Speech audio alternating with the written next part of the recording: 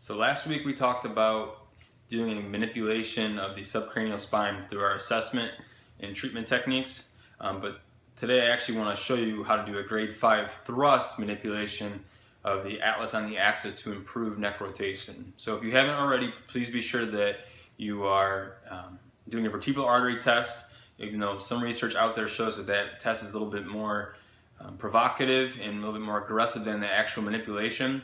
So use common sense and wisdom before you try these different techniques.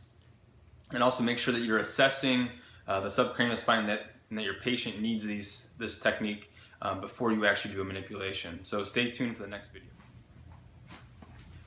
So when doing the manipulation of the subcranial spine, you first want to obviously discern if it's left or right rotation. So if it was left rotation, I want to start Patrick, my patient here, a little bit and rotate it to the left.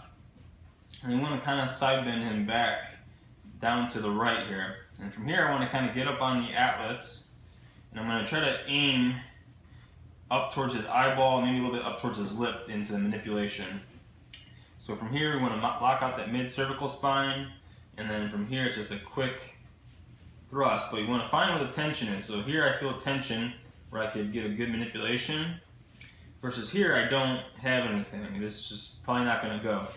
And so I want to make sure I have good tension. So you just got to kind of play around with it. So you rotate them left, side bend them back to the right, and from here you just kind of go up or down, and you do a quick thrust like that.